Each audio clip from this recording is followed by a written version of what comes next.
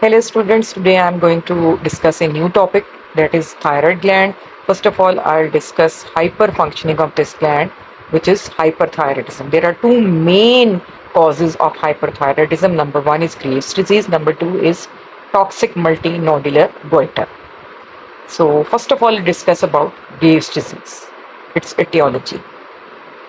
Graves' disease is an autoimmune disease. It means that there are antibodies produced in the body, and they actually are TSH receptor antibodies, and they stimulate TSH receptors.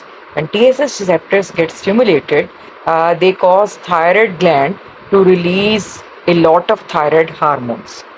Now, what are the symptoms and signs of hyperthyroidism? Since thyroid hormones, they are related to our metabolic rate and they have effects on CNS, GIT and every system.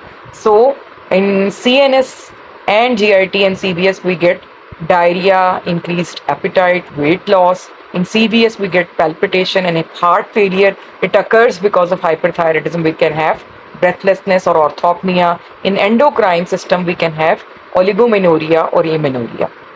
Now, what are the signs of Graves' disease? First of all, there is a goiter, which is enlarged thyroid gland, which is present in the front of neck. Then we have thyroid eye disease, and then there is thickening of the skin because of deposition of some glycosaminoglycans, and it produces a sort of edematous legs. But this edema is non-pitting edema. This is called pretibial mixed edema. Now I am going to show you the pictures, signs of thyroid problems, Graves' disease. This is thyroid eye disease, and it is present only in 30% of the cases. You can see stary look of the patient and lid retraction. Then there can be proptosis and exophthalmos and ophthalmoplegia. You can see here a swelling in front of neck, which is actually goiter, and then after that there is pretibial mixed edema, which is present in some patients of Graves' disease, and this mixed edema or edema is of non-pitting variety. So these things, if they are present in a patient, they are quite characteristic of Graves' disease. And Graves' disease is the most common cause of hyperthyroidism, and it is more common in females. As we know that all autoimmune diseases, they are more common in the females. It is also more common in females. Now, what we do in investigations, we do T3 and T4 levels, which are increased, and TSH as a result of negative feedback is suppressed.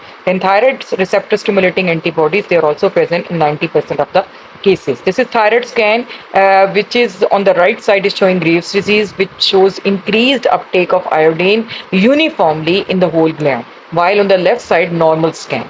Then treatment is anti-thyroid drug, which interfere with the production of excessive thyroid hormones. This is carbimazole, which is available by the name of neomercazole, started in a dose of 5 milligram tablet 2 TDS, meaning thereby 40 milligram dose is started, and then T3, T4, they are repeated after 6 weeks. Propylthiouracil is given in pregnancy. Then we have an option of surgery, and radioactive iodine can also be given to such patients. Thank you very much.